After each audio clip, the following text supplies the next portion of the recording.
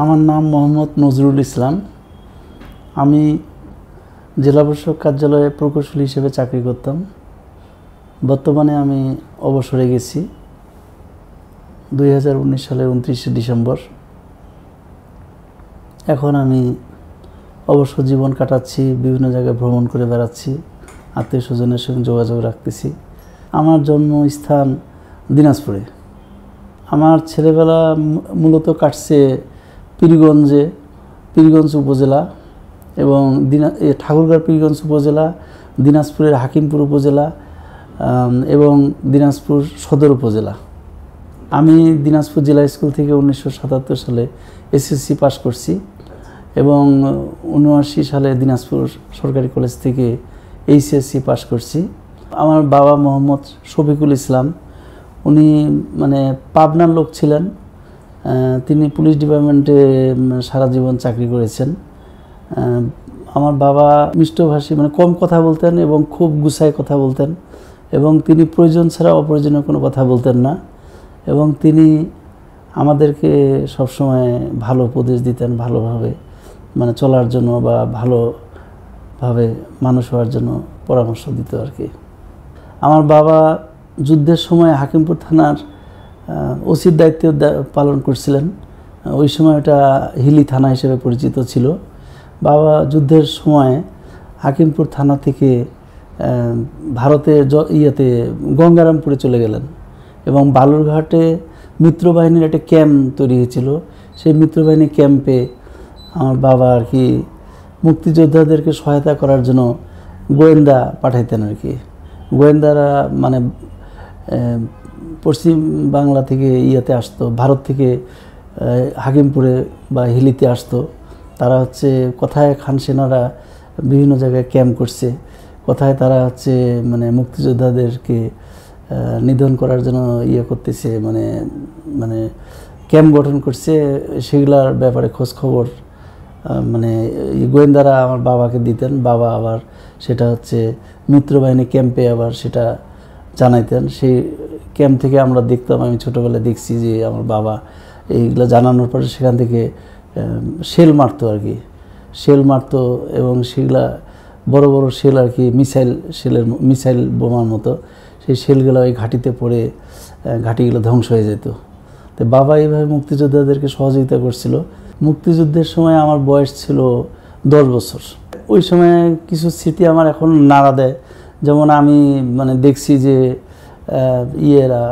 বিভিন্ন জায়গায় যারা শরণার্থী হিসেবে গেছিল, বাংলাদেশ থেকে ভারতে, তারা অনেকে অনাহারে অধ্যাহারে খুব কষ্টে ছিল। তাদেরকে আমি দেখছিলাম যে তারা যেখানে যেখানে রিলিফ দিত সেই জায়গায় তারা লাইন ধরে দাঁড়ায়, দীর্ঘক্ষণ দাঁড়ায় থেকে রিলিফ নেওয়ার চেষ্টা করতো। অনেক সময় তারা রিলিফ পাইতো না, তারা মন খারাপ করে তারা বাড়ি ফিরে যেত। এগুলো দেখে আমার খুব খারাপ লাগতো। এছাড়াও আমি দেখছি যে মুক্তিযুদ্ধের সময় মুক্তিযোদ্ধাদেরকে দেখা যেত যে ট্যাঙ্ক যাচ্ছে যে ভারত থেকে বাংলাদেশে যুদ্ধ করতে আসার জন্য, সেই ট্যাঙ্কের সামনে মুক্তিযোদ্ধাদেরকে ওরা সামনে আগায় যাচ্ছে আর পিছন দিক দিয়ে ট্যাঙ্কগুলা যাচ্ছে। এবং এরকম একটা আমার মনে হয়েছিল ছোটোবেলায় যে আগে মুক্তিযোদ্ধারা মারা যাবে, তারপর এরা মারা যাবে আর কি, তাদেরকে সামনে আগায় দিত। এই জিনিসটা আমাকে খুব খারাপ লাগতো আর কি এবং আমি ছোটোবেলায় এটা করছি। এছাড়াও আমি আরেকটা জিনিস আমার মনে আছে যে আমার বড় ভাই আর আমি প্রায় সমবয়সী। আমার বড় ভাই আমার থেকে 1 বছর বড়। তো বড় ভাই আর আমি মিলে বাইরে খেলতেছিলাম। ওই সময় দেখি যে মুক্তিযোদ্ধা এবং মিত্রবাহিনীর ট্যাঙ্কগুলা যুদ্ধ করার জন্য হিলির দিকে যাচ্ছিল, পূর্ব পাকিস্তানের হিলির দিকে যাচ্ছিল ভারত থেকে। ওই সময় বড় ভাই দেখতে খুব সুন্দর ছিল, তাকে মিত্রবাহিনীর সৈন্যরা ডাকতেছিল, আই বাবু আমাদের সঙ্গে যুদ্ধ করতে যাবা নাকি, যদি যাবাতে আসো। তো ওই সময় বড় ভাইকে দেখছিলাম যে সে দৌড়ায় যায়, সে হাত ইশারা করে বলছিল যে আমি যাব এবং তারা ট্যাঙ্ক থামায় উঠায় নিয়েছিল, বড় ভাইকে ট্যাঙ্কের মধ্যে উঠায় নিয়েছিল যুদ্ধ করতে নিয়ে যাওয়ার জন্য। আমি ওই সময় দৌড়ে আসে আমার মাকে খবর দিই যে বড় ভাইকে যুদ্ধ করতে নিয়ে যাচ্ছে, ও ট্যাঙ্কের মধ্যে উঠছে। তখন আর কি আমার মা চিল্লাইতে কাঁদতে চিল্লাইতে ইশারা করে ট্যাঙ্ক থামাইতে বলতেছে, ওকে নামাই দেওয়ার জন্য। তো ওই সময় বেশ কিছু দূর নিয়ে যাওয়ার পরে ওই সৈন্যরা আর কি তাকে মানে মিত্রবাহিনীর সৈন্যরা ট্যাঙ্ক থামায় বড় ভাইকে ট্যাঙ্ক থেকে নামাই দিছিল। তো এই জিনিসটা আমার স্মৃতির মধ্যে এখনও মনে পড়ে এবং এটা একটা খুব উল্লেখযোগ্য ঘটনা। বোদা থানাতে আব্বা চাকরি করাকালীন সময় আমি বড় ভাই আমরা ওই সময় আম কাঁঠালের সিজন গ্রীষ্মকাল, আমরা মানে বাইরে দেখি কি আমাদের বাড়ির সামনে একটা পুলিশের ছেলে এবং একটা মেয়ে একটা কী যেন খুলতেছে এবং আমাদেরকে দেখে মনে হয়েছে যে এটা কোনো বোম টম জাতীয় কিছু হবে, পরিত্যক্ত বোম। তা আমরা তখন ওর কাছ থেকে এটা কাড়ে নিয়ে আমি প্রথমে এটা খোলা শুরু করি, আমার কাছ থেকে আমার বড় ভাই কাড়ে নেয়। সে তখন ওটা ওরা এক হাত দিয়ে ধরে, আরেক হাত দিয়ে পরিত্যক্ত বোমটা চাকু দিয়ে মানে খোলার চেষ্টা করে। ওইটা একটা ছোট একটা মালতির কৌটার মতো বোমটা ছিল। তো আমরা মনে করছিলাম যে বোমটা নষ্ট আর কি অকেজো, সেই হিসাবে বারুদটা সংগ্রহ করার জন্য ওটা খোলা হচ্ছিল। তো ওইটা খুলতে যায় তখন ওর হাতের মধ্যে বোমটা বাস্ট হয়ে যায়। বাস্ট হওয়াতে ওর বাম হাতের বেশ ক্ষতি হয় আর কি। আমরা হচ্ছে মোট 10 ভাই বোন। 10 ভাই বোনের মধ্যে প্রথমে 4 বোন, তারপরে 4 ভাই, তারপর 2 বোন। আমার বড় বোন ওনার নাম হচ্ছে সেলিনা হক। দুলাভাই পর্যটন কর্পোরেশনের অ্যাকাউন্টেন্ট হিসেবে চাকরি করতেন। পরবর্তীতে দুলাভাই রিটায়ার্ড করেন এবং বর্তমানে মারা গেছেন আর কি। তারপরে মেজো বোন শাহিনা বেগম, ওই বোনের হাজব্যান্ড পঞ্চগড়ে সে জমি জমা দেখাশোনা করতো তার, এবং পাশাপাশি সে কাপড়ের ব্যবসা করতো আর কি। তো ওই দুলাভাইও মানে বার্ধক্যজনিত কারণে মারা গেছেন আর কি, উনি এখন বর্তমানে বেঁচে নাই। তারপর 3 নম্বর বোন ফরিদা বেগম, ওই বোনের হাজব্যান্ড ডাক্তার ছিলেন, উনি হচ্ছে সিভিল সার্জন হয়ে রিটায়ার্ড করছেন। দুলাভাইও বার্ধক্যজনিত কারণে উনিও অসুস্থ হয়ে হার্ট অসুখে মারা গেছেন। তারপরে 4 নম্বর বোনের হাজব্যান্ড উনি শিক্ষকতা করতেন, উনি পঞ্চগড় সরকারি গার্লস স্কুলের হেডমাস্টার দীর্ঘদিন ছিলেন। তারপরে উনি সহকারী জেলা শিক্ষা অফিসার হয়ে রিটায়ার্ড করছেন। ওই দুলাভাইয়ের বর্তমানে জীবিত আছে। তারপরে বড় ভাই উনি Dinajpur collegiate girls school and কলেজের প্রিন্সিপালের দায়িত্ব পালন করতেছেন এবং তার ওয়াইফ উনি হচ্ছে দিনাজপুরের সঙ্গীত মহাবিদ্যালয়ের ভাইস প্রিন্সিপাল হিসেবে চাকরি করেন। তারপরে আমি দিনাজপুর জেলা প্রশাসক কার্যালয়ে উপসহকারী প্রকৌশলী হিসেবে কর্মরত ছিলাম। তার আগে পঞ্চগড় জেলা প্রশাসক কার্যালয়ে কর্মরত ছিলাম প্রকৌশলী হিসেবে। বর্তমানে আমি অবসরে গেছি। আমার 3 নম্বর ভাই মোহাম্মদ হাফিজুল ইসলাম, উপসহকারী প্রকৌশলী, স্থানীয় সরকার প্রকৌশল বিভাগ, পাবনায় কর্মরত আছেন। আর 4 নম্বর মোহাম্মদ মিজানুর রহমান, সিনিয়র প্রভাষক হিসেবে দিনাজপুর কারেন্ট হার্ট ডিগ্রি কলেজে কর্মরত আছে এবং তার স্ত্রী দিনাজপুর কেভিএম কলেজে প্রভাষিকা হিসেবে কর্মরত আছেন। আমার ছোট 2 বোন, মোসাম্মদ সুফিয়া খাতুন হচ্ছে 5 নম্বর বোন, ওনার হাজব্যান্ড কুতুবডাঙ্গা দাখিল মাদ্রাসায় প্রভাষক হিসাবে কর্মরত আছেন। আর আমার ছোট বোন সেও দিনাজপুর কলেজের গার্লস স্কুল অ্যান্ড কলেজে সহকারী শিক্ষিকা হিসেবে কর্মরত আছে। আর শেষ ছোট বোন মোসাম্মদ সালেহা খাতুন, সে গৃহিণী হিসাবে আছে এবং তার হাজব্যান্ড দিনাজপুর সিটি কলেজের অধ্যক্ষ হিসাবে কর্মরত আছেন। সবচেয়ে ছোট বোন লতা, ওর মোসাম্মদ সালেহা খাতুন লতার একটা স্মৃতি আমার মনে পড়ে এখনও। মানে যুদ্ধের সময় আমরা যখন ভারতে পালায় যাই, প্রচণ্ড গোলাগুলি হচ্ছিল আব্বা আমাদেরকে নিয়ে, আব্বা আম্মা আমাদের সব ভাই বোনকে নিয়ে ভারতে চলে যাচ্ছে। ওই সময় লতা খুব ছোট আর কি, তার বয়স তখন 8-9 মাস। সে ওই সময় ঘুমাইছিল। তো সে বিছানার মধ্যে ঘুমাইছিল, আব্বা আম্মা কেউ বুঝতে পারেনি যে সে ঘুমায় আছে। আমরা ওকে রাখে ভারতে চলে যাই। ভারতে চলে যাওয়ার পরে আম্মা হঠাৎ করে জিজ্ঞাসা করে যে লতা কোথায়, লতা কোথায়? তখন আব্বা বলছে কেন লতা আসেনি আমাদের সাথে? বলছে না, লতা তো নাই, ও তো আমাদের সঙ্গে আসেনি। তা আম্মা মনে করছিল যে সে হয়তো কোনো বড় বোনের কোলের মধ্যে আছে, ওর সঙ্গে হয়তো চলে আসছে। কিন্তু দেখা গেল যে লতা মানে নাই, সে ওই পূর্ব পাকিস্তানেই মানে হিলিতেই আর কি সে বিছানার মধ্যে ঘুমায় আছে। তাকে রাখে আমরা সবাই চলে আসছি। তো এইটা নিয়ে তখন বাবা মা খুব কান্দাকাটি শুরু করে দেয়, আম্মা বিশেষ করে খুব কান্দাকাটি করে। আব্বা তখন আম্মাকে বলে যে চলো আমরা যাই, ওকে নিয়ে আসি। ওই সময় প্রচণ্ড গোলাগুলি শুরু হয়ে গেছে, আব্বা আম্মা খুবই ভয় পাচ্ছে কীভাবে ওকে নিয়ে আসবে, আবার এদিকে আম্মা ওকে ছাড়া থাকতে পারতেছে না, প্রচণ্ডভাবে কান্দাকাটি করতেছে এবং খুব মানে খুবই মানে ফিল করতেছে আর কি, তার অ্যাবসেন্ট ফিল করতেছে। ওই সময় আব্বা আম্মা অনেক মানে সংগ্রাম, অনেক মানে রিস্ক নিয়ে আর কি, যুদ্ধের মধ্যে অনেক রিস্ক নিয়ে তারা দুইজন মানে হিলিতে আসে, তাকে হচ্ছে নিয়ে যায়। আমি মানে দিনাজপুর পলিটেকনিক ইনস্টিটিউট থেকে diploma in civil engineering pass করছি। এছাড়াও দিনাজপুর আদর্শ কলেজ থেকে বিকম পাস করছি, ব্যাচেলর অফ কমার্স। রাজনৈতিক দর্শন আমি রাজনীতি মানে মূলত আমি রাজনীতি আওয়ামী লীগকে সাপোর্ট করি আর কি। মানে শেখ মুজিবুর রহমান জাতির জনক, উনি হচ্ছে ওই সময় মানে 71 সালে যে ভাষণ দিয়েছিল, 7ই মার্চের ভাষণে আমরা তার প্রতি হই, সে হচ্ছে সবাইকে ঝাঁপায় পড়তে বলছিল এবং মুক্তিযুদ্ধ করতে বলছিল এবং দেশকে স্বাধীন করার জন্য যে একটা আহ্বান করছিল, ওই জিনিসটা আমি ছোটোবেলায় উপলব্ধি করি এবং আমার তখন মনে হয়েছিল যে না আসলেই দেশ স্বাধীন হওয়া দরকার। ওই সময় পাকিস্তানি যারা খানরা ছিল এবং বিহারিরা ছিল, এরা বাঙালিদের খুব অত্যাচার করতো এবং নানানভাবে নাজেহাল করতো এবং চাকরি বাকরির ক্ষেত্রেও শুনছিলাম বাবার কাছে যে ঠিকমতো চাকরি টাকরি দিত না এবং আমাদের দেশের যেগুলা পূর্ব পাকিস্তানের যেগুলা সম্পদ সেগুলো বেশিরভাগই পশ্চিম পাকিস্তানে পাঠিয়ে দিত এবং পূর্ব পাকিস্তানকে অবহেলিত করে রাখছিল আর কি। সেই কারণে মনে হয়েছিল যে মানে আওয়ামী লীগ সরকারি মানে আমাদের দেশের জন্য দরকার এবং দেশের উন্নয়নের ক্ষেত্রে এটা ভালো একটা অবদান রাখবে। পলিটেকনিকে আমি সরাসরি রাজনীতি করতাম না, তবে সাপোর্ট করতাম আর কি। আমার বাবার একটা রেডিও ছিল, খুব সুন্দর রেডিও ছিল। রেডিওটা আমরা যুদ্ধের সময় আমরা ওই রেডিও প্রায় শুনতাম আর কি এবং ওই সময় মানে বিভিন্ন রকমের মুক্তিযোদ্ধাদেরকে উৎসাহিত করার জন্য স্বাধীন বাংলা বেতার কেন্দ্র থেকে অনেক রকম মানে প্রোগ্রাম হতো আর কি। সেই প্রোগ্রামগুলো আমরা শুনতাম ওই রেডিওতে। পরবর্তীতে ওই রেডিও আমাদের খুব প্রিয় হয়ে গেছিলো এবং ওই রেডিওতে আমরা নানা ধরনের প্রোগ্রাম শুনতাম আর কি।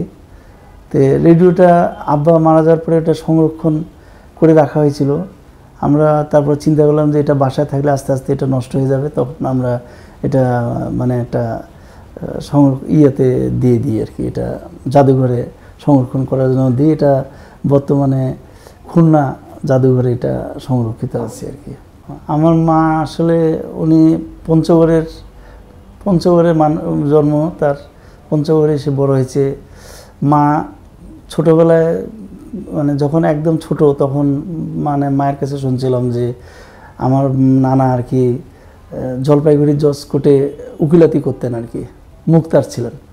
তো মা বলছিলেন যে শৈশব মানে একেবারে ছোটোবেলায় উনি জলপাইগুড়িতেই বড় হয়েছেন। তারপরে রায়টের সময় মা হচ্ছে জলপাইগুড়ি থেকে মায়ের মানে নানার সাথে আর কি, আমার নানার সাথে উনি পঞ্চগড়ে চলে আসেন। পঞ্চগড়ে আসার পর পঞ্চগড়ে বড় হয়, পঞ্চগড়ে আমার মায়ের বিয়ে হয়।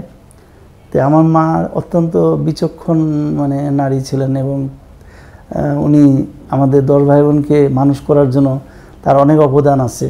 তিনি সবসময় আমাদেরকে সৎ পথ কীভাবে আমরা মানুষ হব, কীভাবে পড়াশোনা করলে আমাদের মানে মন মানসিকতা ভালো হবে, বড় হবে, আমরা কিভাবে পড়লে বড় হইতে পারবো, এগুলোর ব্যাপারে উনি খুবই উৎসাহ দিতেন এবং সবসময় আমাদের প্রতি তিনি খেয়াল রাখতেন যে আমরা কার সাথে মিশতেছি, কিভাবে মিশতেছি এবং সেটাতে আমাদের মানে কোনো ক্ষতি হবে কি না, চারিত্রিক দিক দিয়ে বা লেখাপড়ার দিক দিয়ে, এগুলো দিক দিয়ে আমার মা খুব সচেতন ছিল।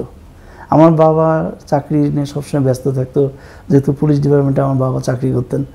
তো আমার মাই বলতে গেলে মূলত আমাদের 10 ভাই বোনকে দেখাশোনা করছেন এবং মানুষ করছেন।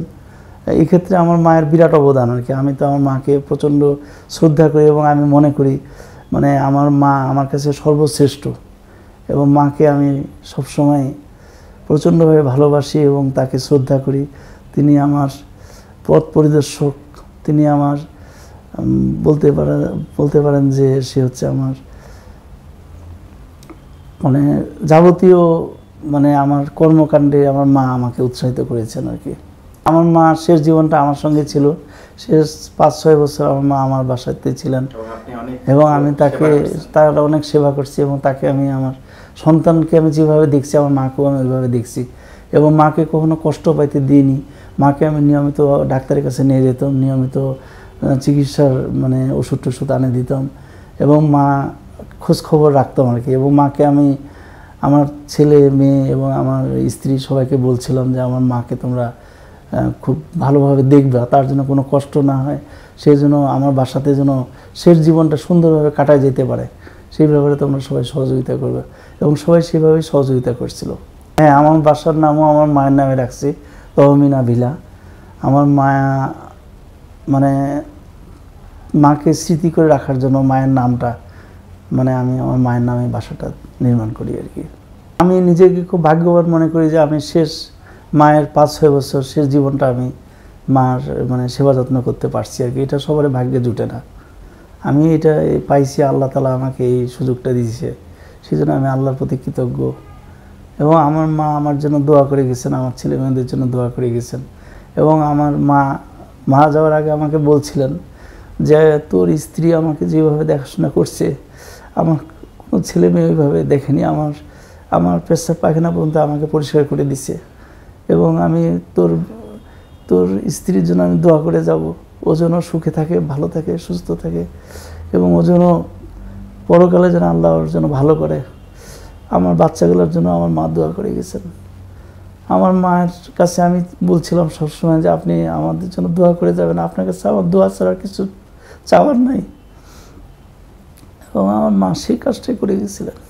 আমার স্ত্রী আসলে অত্যন্ত মানে ভালো মহিলা, সে হচ্ছে আমাকে আমার মানে অর্ধাঙ্গিনী এবং সে আমাকে সবসময় ভালো পরামর্শ উৎসাহ দিত। আমার ছেলেমেয়েরা কীভাবে ভালো থাকবে, কীভাবে মানুষ হবে এবং তাদেরকে ভালো রাখার জন্য কী করার দরকার এগুলো ব্যাপারে সে সবসময় আমাকে উৎসাহ এবং সহযোগিতা করত।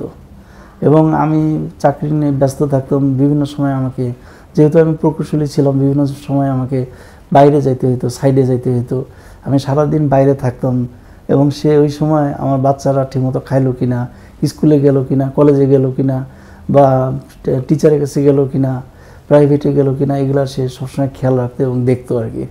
এবং তাদেরকে কোনো রকম কষ্ট বা কোনো রকম অসুবিধা হওয়ার সুযোগ দিত না এবং সবসময় তাদের খোঁজখবর রাখতো এবং এদিক দিয়ে সে খুবই সহযোগিতা করছে। আজও সে এখনও মানে আমার ওষুধ খাওয়া থেকে শুরু করে আমার সব কিছু আমার এবং আমার বাচ্চাদের সে দেখাশোনা করে এবং ইয়ে করে আর কি।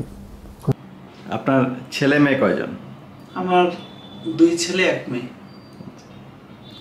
আপনার বড় ছেলে অত্যন্ত মেধাবী একজন ছিল এবং সে তার সম্পর্কে যদি একটু আপনি বলেন। আমার বড় ছেলে ওর মোহাম্মদ তন্ময় ইসলাম, সে দিনাজপুর জেলা স্কুল থেকে এসএসসি গোল্ডেন জিপিএ 5 নিয়ে পাশ করেছে এবং সে এইচএসসি দিনাজপুর সরকারি কলেজ থেকে গোল্ডেন জিপিএ 5 নিয়ে পাশ করেছে। তারপর তাকে সে বিভিন্ন জায়গায় পরীক্ষা দেওয়ার পরে রুয়েটে ভর্তি হয়, রাজশাহী প্রকৌশল বিশ্ববিদ্যালয়। সেখান থেকে সে ট্রিপল-ই নিয়ে প্রথম শ্রেণীতে 8ম স্থান অধিকার করে সে বিএসসি ইঞ্জিনিয়ারিং পাশ করার পরে সে নাটোর কাদিরাবাদ ক্যান্টনমেন্টে Bangladesh army university of engineering and টেকনোলজিতে প্রভাষক হিসাবে কর্মরত ছিল। তারপরে সে বিসিএস পরীক্ষা দেয়, বিসিএস পরীক্ষার মাধ্যমে সে সহকারী বেতার প্রকৌশলী হিসাবে সিলেকশন হয়েছে এবং সে ইতিমধ্যে চাকরিতে যোগদান করার তার প্রস্তুতি শুরু হয়ে গেছে। আপনার ছেলেকে আপনি কিভাবে মানুষ করেছেন? মানে ও তো আসলে খুব ব্রিলিয়ান্ট একটা ছেলে এবং ও আমি দেখছি যে ও যে পরীক্ষায় দেয় মোটামুটি বেশিরভাগই সে পাশ করে যায় এবং হচ্ছে আল্লাহর রহমতে মানে সে কোনোদিন একদিনও বেকার থাকেনি। তো আপনি আপনার ছেলেকে আসলে কিভাবে ছোটবেলায় মানুষ করেন? মানে আমি আসলে ছোটবেলা থেকে মানে আমি তার লেখাপড়ার ব্যাপারে খুব কেয়ার করতাম এবং লেখাপড়ার পাশাপাশি সে যেন মানে একটা ভালো মানে মানুষ হিসেবে গড়ে উঠতে পারে, তাকে আমি বিভিন্ন বই পড়ার পরামর্শ দিতাম। সে অনেক বই পড়ছিল আর কি, গল্পের বই, যেগুলাতে সে মানে কিভাবে মানে মানে ভালো একজন মানুষ হওয়া যাবে বা ভালো ছাত্র হওয়া যাবে, সেগুলোর ব্যাপারে সে উৎসাহ পেয়েছিল আর কি। আপনার বৌমা একজন অত্যন্ত মেধাবী মেয়ে, আপনার বৌমা সম্পর্কে যদি একটু বলতেন। আমার বৌমা হচ্ছে, ওর নাম হচ্ছে ডাক্তার অদিতি হাসান। সে হচ্ছে রাজশাহী মেডিকেল কলেজ থেকে MBBS পাস করছে, মানে ভালো রেজাল্ট করে ফার্স্ট ক্লাস নিয়ে সে MBBS পাস করার পরে সে BCS পরীক্ষার মাধ্যমে 42তম BCS এর সহকারী সার্জন হিসাবে ফরিদগঞ্জ উপজেলা স্বাস্থ্য কমপ্লেক্সে যোগদান করে আর কি। তা আমার বৌমাও আমার ছেলের মতো অত্যন্ত মেধাবী ছিল। সে ম্যাট্রিক, ইন্টারমিডিয়েট গোল্ডেন GPA 5 নিয়ে পাশ করে ঢাকা থেকে, ঢাকা জেলার মানে ভালো শিক্ষা প্রতিষ্ঠান থেকে। এবং বৌমা MBBS খুব দক্ষতার সাথে ভালো রেজাল্ট করে পাশ করে। সেও মানে আমার ছেলের মতনই যেখানেই পরীক্ষা দিত পাশ করতে, এবং তারও বেশ ভালো দক্ষতা ছিল আর কি। আপনার বৌমার নিয়ে পোস্ট গ্রাজুয়েশন করার ইচ্ছে কিসে, মানে কি বিশেষজ্ঞ হওয়ার ইচ্ছা? শিশু বিশেষজ্ঞ হিসেবে তার পোস্ট গ্রাজুয়েশন করার ইচ্ছা আছে। আর আপনার আরো যে সন্তান রয়েছে তারা কে কোন ক্লাসে পড়ে? মানে আমার মেয়ে এবার উচ্চ মাধ্যমিক পরীক্ষা দিবে আর কি দিনাজপুর সরকারি কলেজ থেকে। সে ম্যাট্রিকে GPA 5 পায়, গোল্ডেন GPA 5 পায় ম্যাট্রিক পাস করে SSC, এবং ইন্টারমিডিয়েটও সে ওই ধরনের রেজাল্ট করারই চেষ্টা করতেছে এবং পড়াশোনা করতেছে। আমি তাকেও আমার ছেলের মতন করে উৎসাহ দিচ্ছি, সেজন্য একটা মানুষের মতো মানুষ হতে পারে, ভালো রেজাল্ট করে যেন পাস করতে পারে এবং ভালো একটা শিক্ষা প্রতিষ্ঠানে সে পড়াশোনা করতে পারে। সে ডাক্তার অথবা ইঞ্জিনিয়ার হওয়ার জন্য সে মানে পড়াশোনা করার মতো জন্য তার রেজাল্ট হয়, সেই ব্যাপারে তাকে উৎসাহিত করতেছি। সে সেইভাবেই চেষ্টা করতেছে। এখন আল্লাহ পাকের ইচ্ছা, সে কি করবে, আল্লাহ পাক যদি চায় আর কি, সে তো ভালো একটা কিছু করতে পারবে বলে আমার বিশ্বাস। আর আমার ছোট ছেলে, ও ক্লাস 4-এ পড়ে দিনাজপুর কালেক্টরেট স্কুল অ্যান্ড কলেজে। সেও মোটামুটি ভালো ছাত্র, এখন পর্যন্ত সে প্রত্যেকটা পরীক্ষায় ফার্স্ট হয়েছে। এবং আমি তার ব্যাপারেও উৎসাহ প্রদান করি, এবং তাকে বলি তুমি তোমার বড় ভাই বোন তাদের মতো যেন হইতে পারো, সেভাবে পড়াশোনা করো। তাকে আমি কোরআন খতম করার জন্য তাকে বাসায় মৌলবি রেখে কোরআন শরীফ 2 বার খতম দেওয়াইছি। নামাজ 5 ওয়াক্ত যেন পড়তে পারে, সেটার ব্যাপারেও আমার 3 ছেলে মেয়েকে আমি কোরআন শরীফ খতম করাইছি এবং নামাজ পড়ানোর ব্যাপারেও উৎসাহিত করেছি। এবং তারা 3 জনেই নামাজ কালাম করে এবং রোজা রাখে, এবং তারা ইসলামের প্রতি অনুগত আর কি। আপনি তো এখন অবসর সময় কাটাচ্ছেন। হ্যাঁ, আপনার অবসর কিভাবে? অবসর আমি মূলত মানে টিভিতে আমি কিছু মানে প্রোগ্রাম দেখি আর কি। আমার পছন্দনীয় কিছু মানে সিনেমা বা নাটক, বাংলাদেশি নাটকগুলো আমি দেখি আর কি, বিভিন্ন চ্যানেলের ভাল লাগে আমাকে। এছাড়াও আর কি ভারতীয় বাংলা সিনেমা এগুলোও দেখি, এগুলো মোটামুটি ভালো লাগে। এগুলো দেখে মোটামুটি সময় কাটে। তাছাড়া ইংলিশ সিনেমা মাঝে মাঝে দেখি, যেগুলো আমাকে ভালো লাগে। এছাড়া মানে ভ্রমণ করি আর কি। আমি বাংলাদেশের বিভিন্ন জেলায় যেগুলা পর্যটন স্পট আছে, সেগুলো আমি ভ্রমণ করেছি এবং করতেছি, এবং এগুলাতে আমি মোটামুটি মানে সময় কাটাই আর কি। এগুলো ভ্রমণ করি, আমার ভালো লাগে। বাংলাদেশটাকে আগে আমি জানার চেষ্টা করছি, তারপর বিদেশ ভ্রমণে বাইরে আর কি, এরকম একটা নিয়ত আছে আর কি। আপনি তো বাংলাদেশে মোটামুটি অনেক জায়গায় ঘুরেছেন। হ্যাঁ, অনেক জায়গায় ঘুরছি। আপনার কাছে কোন জায়গাগুলো সব থেকে ভালো লেগেছে? আমাকে মানে প্রাকৃতিকভাবে যদি বলা যায়, বাংলাদেশের মানে সবচেয়ে ভালো লাগছে আর কি কক্সবাজার জেলা। কক্সবাজারে অনেক কিছুই দেখা আছে, সমুদ্র সৈকত ছাড়াও সমুদ্র, তারপরে হচ্ছে মানে পাহাড়। এছাড়াও বান্দরবন জেলাতেও অনেক কিছু দেখছি আর কি, সেটাও আমার বেশ ভালো লাগছে আর কি। আর হাওড়, কিশোরগঞ্জের হাওড় দেখতে গেছিলাম। হাওড় সম্পর্কে আমার একটা জানার জন্য আর কি, হাওড় কি এবং হাওড়ের লোকজন কীভাবে বসবাস করে, এটা সরজমিনে দেখার জন্য আমি কিশোরগঞ্জ জেলার মিঠামইন উপজেলা, বর্তমান প্রেসিডেন্টের গ্রামের বাড়ি, সেটা দেখে আসছি এবং হাওড় সম্পর্কে আমার একটা ধারণা আছে। এছাড়াও আর কি যেগুলা ঐতিহাসিক জায়গা, যেমন মুজিব সরকার গঠন হয়েছিল মুজিবনগর, মানে মেহেরপুর জেলায় মুজিবনগরে, সেটাও আমি দেখে আসছি। তারপরে রবীন্দ্রনাথ কুঠিবাড়ি কুষ্টিয়ার, সেটা দেখছি। তারপর শালবন বিহার, পাহাড়পুর বৌদ্ধবিহার, এই সমস্ত পর্যটন স্পটগুলো দেখছি আর কি। আপনার ভবিষ্যতে মানে কোন জায়গায় আর যাওয়ার প্ল্যান আছে? ভবিষ্যতে আমার মানে যাওয়ার প্ল্যান আছে সিঙ্গাপুর, মালয়েশিয়া, থাইল্যান্ড এবং ভারতের কয়েকটা মানে এই প্রদেশে যাওয়ার ইচ্ছা আছে আর কি। দিল্লি, কলকাতা, তারপরে হচ্ছে আগ্রা, এছাড়া হচ্ছে মানে দার্জিলিং, এর পাশে আরো কিছু মানে পাহাড়ি কাশ্মীর, এগুলো জায়গায় ভ্রমণ করার ইচ্ছা আছে। আপনার কোনো ইচ্ছা বা স্বপ্ন মানে এখনো কি অপূর্ণ রয়ে গেছে, যে স্বপ্নটা আপনি এখনো আপনাকে ধরেন মনে হয় যে এই জিনিসটা আমার এখনো করা দরকার বা আমি করতে পারলে খুব ভালো লাগতো? আমার ইচ্ছা অপূর্ণ বলতে কি, আমার খুব ইচ্ছা যে আমার বড় ছেলে মানে মানে ম্যাজিস্ট্রেট হবে আর কি। এটা আমার একটা খুব মনের ইচ্ছা। আমি তাকে এই ব্যাপারে খুব উৎসাহিত করতেছি। সে সহকারী বেতার প্রকৌশলী প্রথম শ্রেণীর গেজেটের অফিসার হিসেবে চাকরি পেয়েছে। তারপরেও আমার ইচ্ছা যে সে যদি মানে ম্যাজিস্ট্রেট হিসেবে চাকরি পায় আর কি, সহকারী কমিশনার, সেটা প্রশাসন ক্যাডার, এটা আমার সবচেয়ে মনের ইচ্ছা আর কি। এবং এই ব্যাপারে তাকে আমি খুব উৎসাহ দিচ্ছি। এবং এছাড়াও আর কি আমার মক্কা শরীফ, মানে মক্কা শরীফ, মদিনা শরীফ, এগুলো যাওয়ার ইচ্ছা আর কি। মক্কা মদিনা মানে হজ করার ইচ্ছা আছে।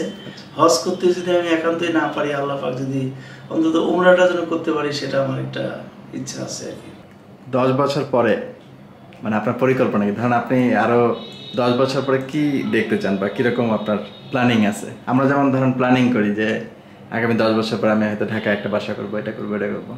আপনার কি এই ধরনের কোনো প্ল্যানিং আছে কিনা? আগামী 10 বছরের প্ল্যানিং বলতে কি, আমি আসলে 10 বছরের মধ্যে আমার যেটা মনের ইচ্ছা যে আমি আমার মেয়েকে মানুষ করব, মেয়েকে একটা ভালো জায়গায় বিয়ে দেব, এটা একটা প্ল্যান 10 বছরের মধ্যে আছে। ছোট ছেলেকে অন্তত একটা ভালো শিক্ষা প্রতিষ্ঠান, উচ্চ শিক্ষা নেওয়ার জন্য ভর্তি করব, এটা একটা প্ল্যান আছে। এছাড়া আমার মানে মনের মধ্যে একটা ইচ্ছা ছিল যে আমি সুন্দর করে একটা বাসা করব 3 তলা, এবং সেটা করছি। 3 ছেলে মেয়েকে আমি সেটা বন্টন করে দিব আর কি। তারা 3 তলা 2টা করে ফ্ল্যাট ভোগ করবে আর কি। এবং আমি নিজেকে আর কোনো সম্পদ করতে চাই না। আমার মূলত ইচ্ছা যে আমি শেষ জীবনটা যেন আমি সুন্দরভাবে ছেলে মেয়েদেরকে নিয়ে, আমার সংসার, আমার স্ত্রী, এদেরকে নিয়ে যেন কাটাইতে পারি, এটাই আর কি আমার মনের ইচ্ছা আর কি। আপনার মানুষের তো আসলে হায়াত মওয়াতের কথা কিছু বলা যায় না। তো আপনার অবর্তমানে আপনার সন্তানদের জন্য কি আপনি কোনো মেসেজ দিয়ে যেতে চান কিনা? মানে আমার অবর্তমানে আমি মেসেজ এটাই দিতে চাই যে আমার ছেলেমেয়েরা যেন সবাই যেন মিলেমিশে থাকে। তারা যেন তার মাকে নিয়ে শেষ জীবনটা যেন সুন্দরভাবে, মানে আমার অ্যাবসেন্সে যেন তারা সুন্দরভাবে থাকে। তারা যেন আমি যেটা চাইছিলাম যে তারা যেন মানুষ হয়, সমাজে প্রতিষ্ঠিত হয় এবং সমাজের উপকার করে, জনগণের উপকার করে, সেটা যেন আমার অ্যাবসেন্সে যেন তারা করতে পারে এবং করে, সেটাই আমার তাদের প্রতি আমার প্রত্যাশা আর কি। সম্পত্তি বন্টনের ক্ষেত্রে কি আপনার কোনো উপদেশ আছে? সম্পত্তি বন্টনের ক্ষেত্রে আমি যেটা মানে আমার যেটা ইচ্ছা যে আমি আমার 3 ছেলে মেয়েকে সমানভাবে আমি আমার সম্পত্তি বন্টন করে দেবো। আমার যে সমস্ত টাকা পয়সা এবং আমার বাড়ি আছে, মানে 3 ছেলে মেয়ে এবং আমার স্ত্রী, এরা সমানভাবে পাবে আর কি। মানে আপনি মেয়েকে আপনি ডিপ্রাইভ করতে চান না? মেয়েকে আমি ডিপ্রাইভ করতে চাই না। আমি মনে করি যে আমার মেয়ে আমার ছেলে দুজনেই সমান, মানে ছেলেও যা পাবে মেয়েও তা পাবে, সেভাবে আমি বন্টন করে দিয়ে যাবো। আপনার এটা কিন্তু অনেক বড় একটা ডকুমেন্টেশন হয়ে থাকলো। আমি আশা করি যে এটা আল্লাহ না করুক এরকম পরিস্থিতি পড়ি, বাট এটা ভবিষ্যতে আপনার ছেলে মেয়েদের জন্য একটা ডকুমেন্টেশন হয়ে থাকবে যে আপনার চাওয়াটা কি। আমি শেষ পর্যায়ে চলে আসছি আসলে আমাদের এই আলোচনার। আমরা বেশ কয়েক বছর ধরে আসলে একটা জিনিস দেখছি যে আমাদের যে মামা এবং খালাদের মধ্যে একটা বিভেদ আমরা দেখতে পাচ্ছি। আমরা আগে যখন দিনাজপুরে গেলে দেখা যেত সবাই একসাথে ধরেন হয় একটা, আমরা হয়তো রামসাগরে গেছি বা ইয়েতে গেছি, কিন্তু আমরা বেশ কিছু বছর ধরে দেখছি যে এই জিনিসটার মধ্যে একটা কথা যেন একটা ছন্দপতন ঘটেছে। তো আমি আসলে কার দোষ কি দোষ এগুলো কিছু জানতে চাই না। আচ্ছা আচ্ছা, এগুলো আমার জানার বিষয় না। আমি আপনার গুরুজন, হ্যাঁ, আপনারা যেহেতু বড়, আপনাদের কি মনে হয় না যে এটা সমাধান করা উচিত? না, সমাধান অবশ্যই করা উচিত। মানে আমার মা আসলে মৃত্যুর পূর্বে আমাকে বারবার বলে গেছিল যে সব ভাই বোনকে নিয়ে মিলেমিশে থাকবি আর কি, যে কয়দিন বাঁচে থাকবি সব ভাই বোনকে নিয়ে মিলেমিশে থাকবি, সবার বাসা যাবি, সবাই যেন তোর বাসায় আসে, সেইভাবে একটা সুন্দর সম্পর্ক তৈরি করবি। এবং সেটাই আমার মায়ের উপদেশ ছিল, বাবারও উপদেশ ছিল, বাবা মৃত্যুর আগে বলে গেছিলেন, মাও বলে গেছেন। সেই চেষ্টাটা আমি করতেছি এবং করে যাচ্ছি, দেখা যায় এখন আল্লাহ পাক কি করে আর কি। তবে সবাইকে নিয়ে আমি থাকাটাই আমার মূল ইচ্ছা আর কি। আমরা আসলে সেটাই চাই। আমরাও চাই যে আমাদের এই যে বিশাল একটা পরিবার, একটা বৃক্ষের মতন, এটা একসাথে থাকুক, এটা কোনো ডাল কাটা পড়ুক না। আমি আশা করবো যে আমাদের এই যে আপনাদের মধ্যে যে ভুল বোঝাবুঝি যেগুলো, আপনারা যেহেতু সিনিয়র, আপনি বড় মামা, আপনারা উদ্যোগ নিয়ে এই জিনিসটা সমাধান করবেন। এবং আপনাকে অনেক ধন্যবাদ আমাদেরকে সময় দেওয়ার জন্য।